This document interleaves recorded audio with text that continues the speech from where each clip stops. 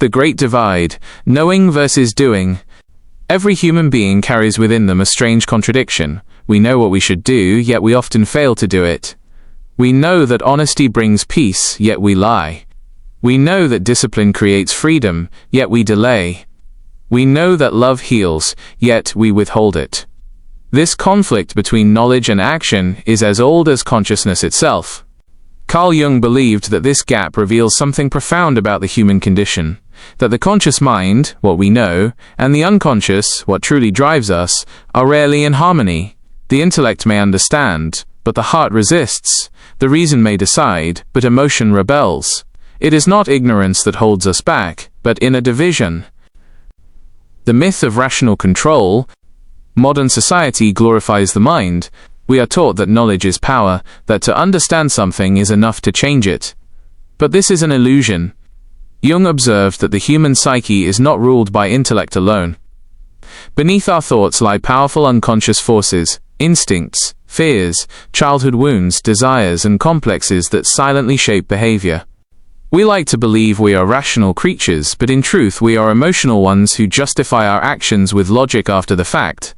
You can tell someone exactly how to live wisely, and they'll still act against their own interests, not because they don't know better, but because something deeper inside them refuses to cooperate.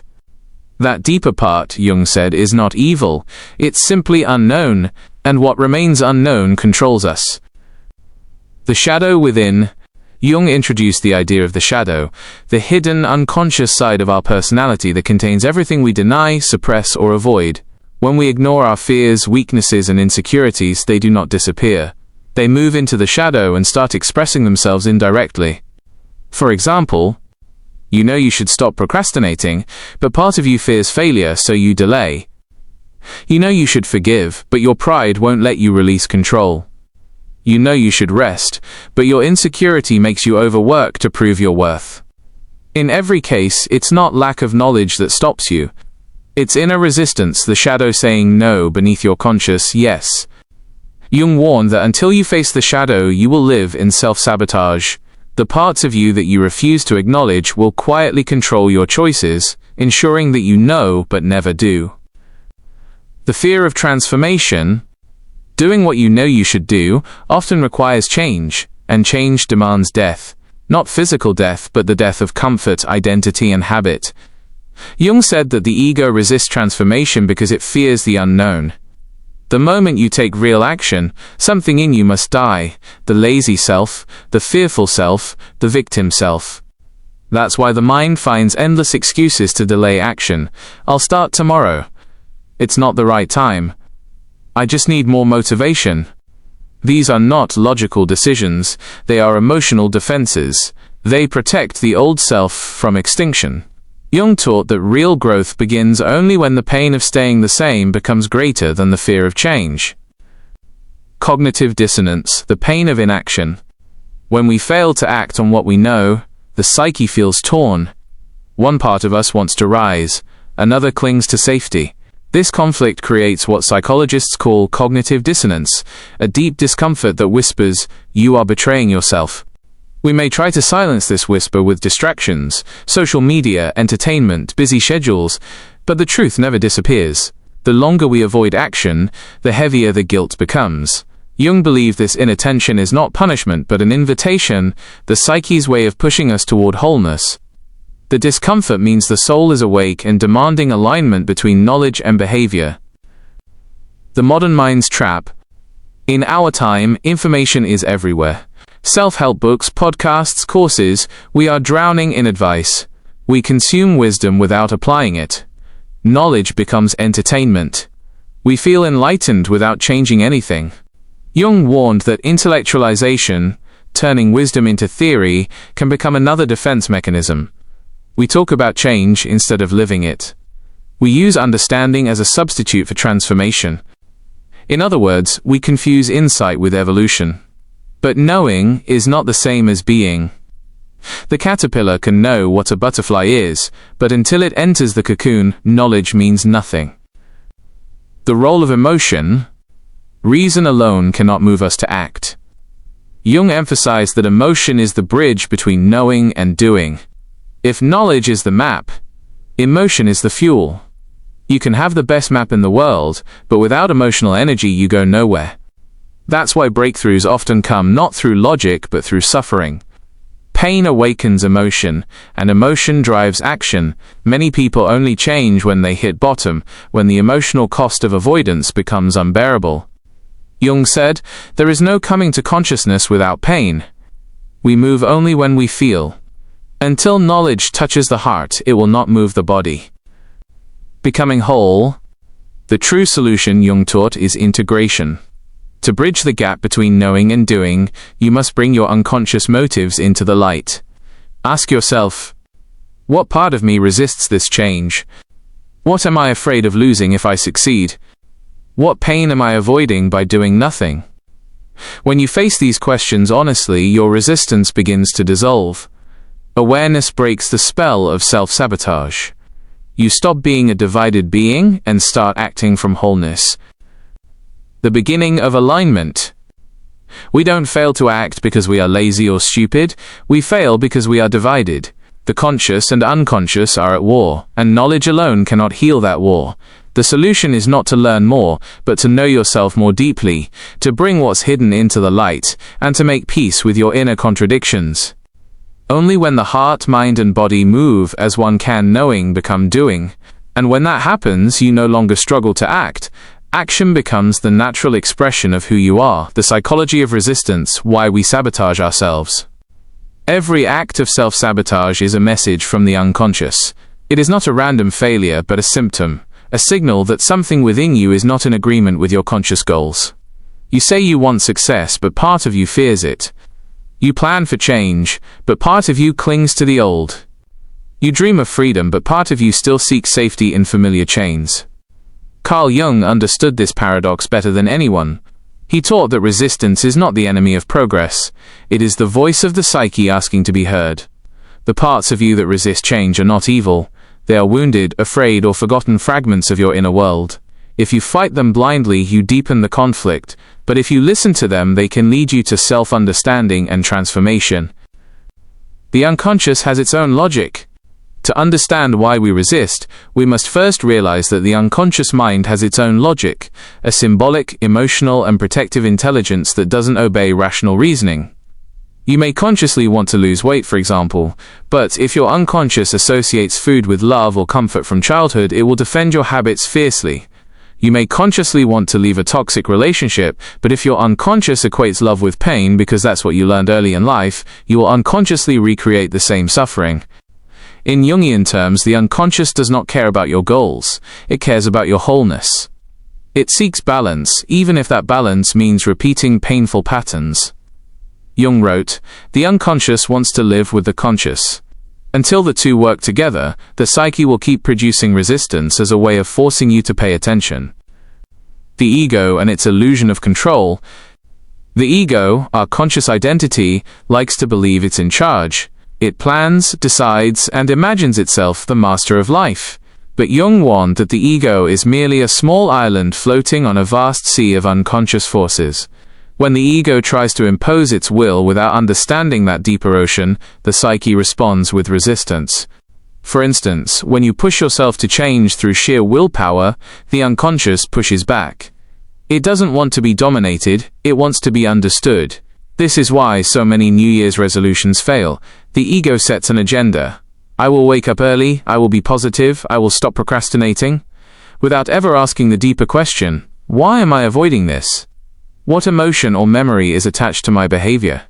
Real change requires humility, the recognition that you are not just a mind controlling a body, but a complex system of visible and invisible energies that must be reconciled, not conquered. The fear beneath the resistance. At the root of nearly all resistance lies one simple thing: fear. Fear of failure. Fear of rejection. Fear of success. Fear of responsibility. Fear of becoming someone new. To act on what you know often means stepping into the unknown, and the unknown feels like death to the ego. Jung described this fear as a natural response to transformation. The psyche senses that change will require dismantling old identities, and it clings to the familiar even if the familiar is painful. That's why people stay in jobs they hate, relationships that drain them, and habits that destroy them.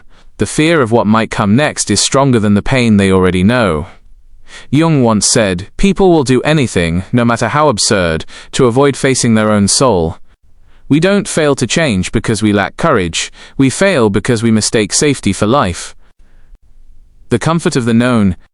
Every habit, even a destructive one, serves a psychological function. Procrastination gives relief from anxiety. Anger gives a sense of power when we feel weak.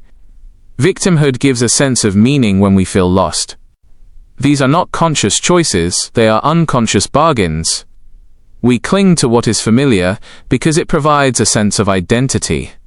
If you remove the behavior, you threaten the self-image attached to it.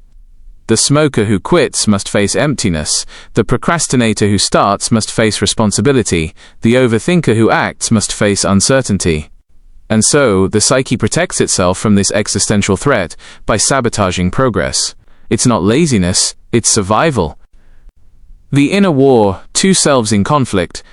Jung believed that within each of us lives a divided self, the ego self and the true self. The ego wants comfort, approval and control. The true self wants truth, growth and freedom. When the ego dominates, the true self is buried beneath roles and routines. When the true self awakens, the ego feels endangered. This inner war plays out in subtle ways. You promise to start tomorrow because your ego fears losing its current comfort. You blame others because your ego fears responsibility. You doubt yourself because your ego fears failure more than it desires growth. The moment you decide to act differently, you threaten the old identity, and the ego will do everything it can to protect itself. This is why Jung said, there is no coming to consciousness without pain. To evolve, you must allow part of your old self to die. Projection, how we avoid seeing ourselves. Another powerful defense mechanism Jung described is projection, the tendency to see in others what we refuse to acknowledge in ourselves. We criticize others for being lazy, selfish, arrogant or weak, unaware that we are judging our own disowned qualities. By projecting them outward, we avoid confronting them inward. This mechanism allows resistance to hide. For example, you might resent people who are successful because they mirror your own buried ambition. Or you might envy someone's confidence because it reminds you of the courage you've suppressed. Jung warned that projection is one of the biggest obstacles to growth because it keeps you blind to your own shadow. The more you judge others, the less you know yourself, and the less likely you are to act from wholeness. The path of integration. The only way to dissolve resistance is not to fight it, but to understand it. When you feel inner conflict, pause and ask, what part of me is afraid right now? What is this resistance trying to protect? What would happen if I actually succeeded?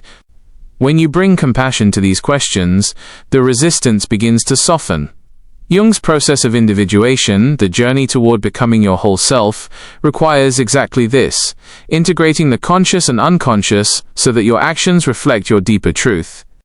As you do this, self-sabotage turns into self-awareness.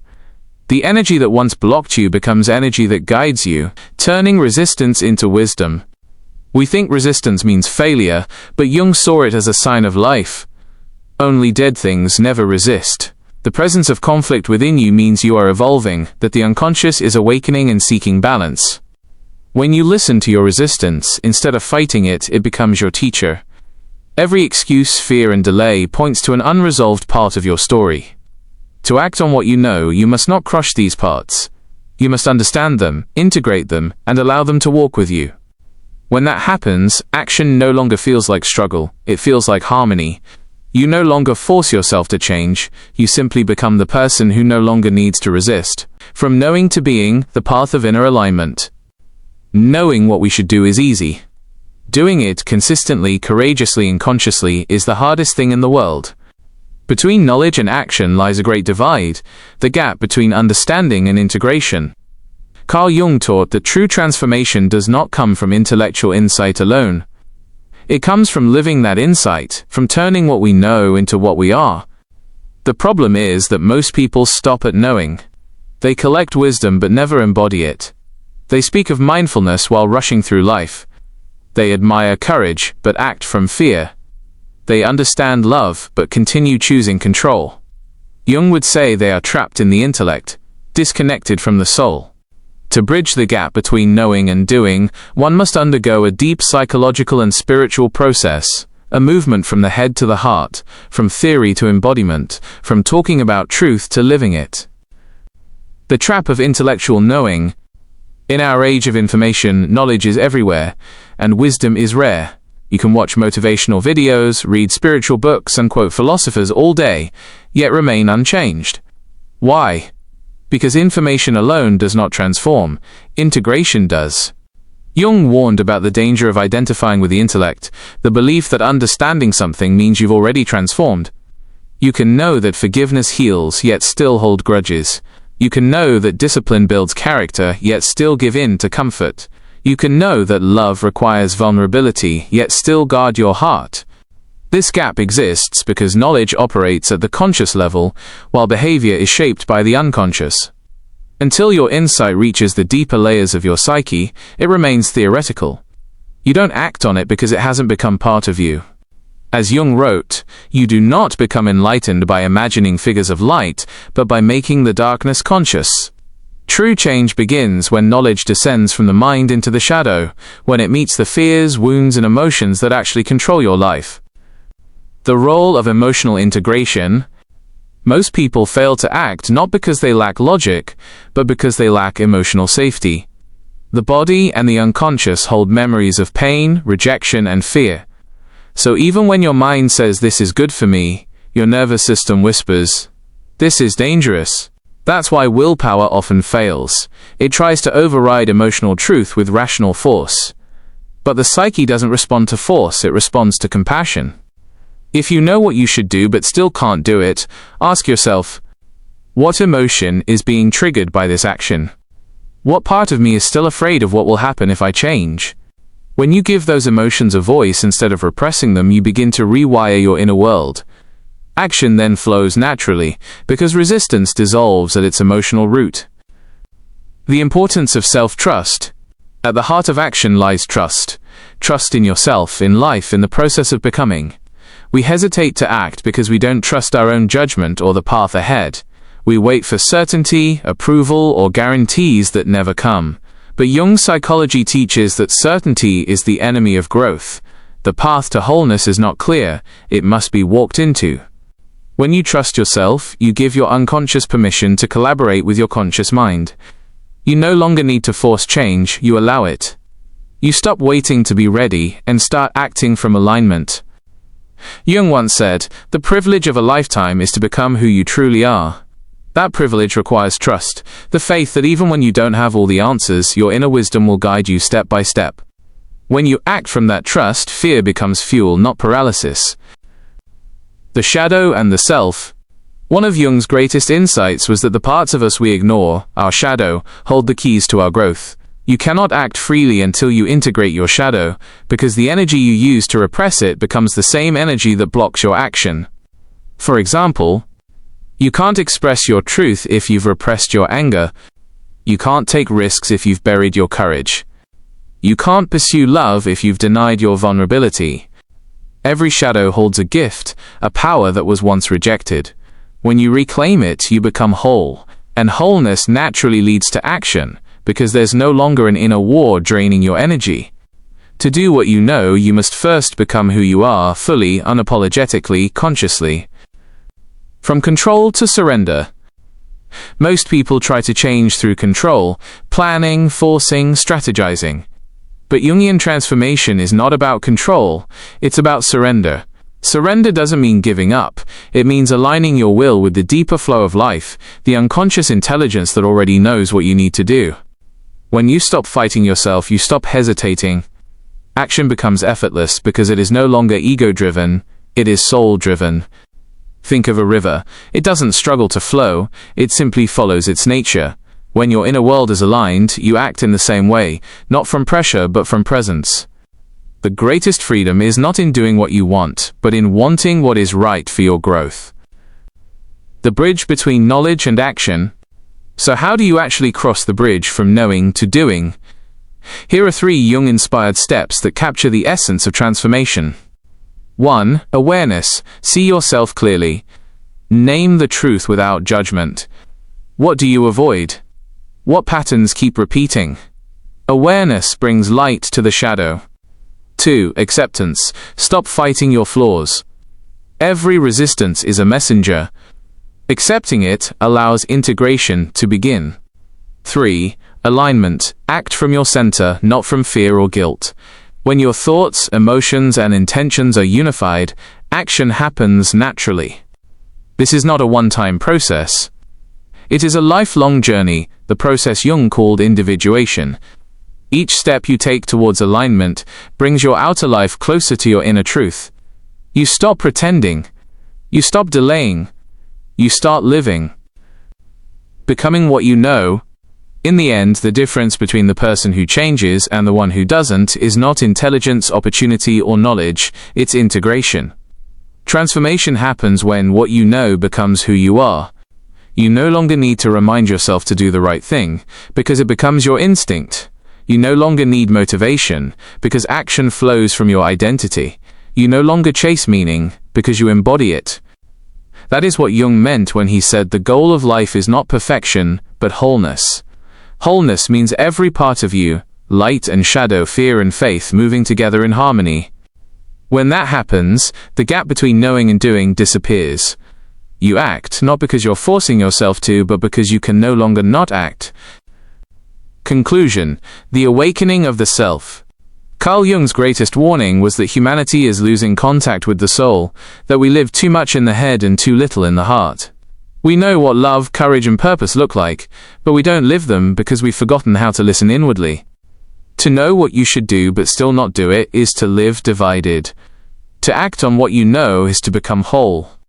The path forward is not about more knowledge, more control, or more motivation. It is about deeper alignment between your conscious will and your unconscious truth.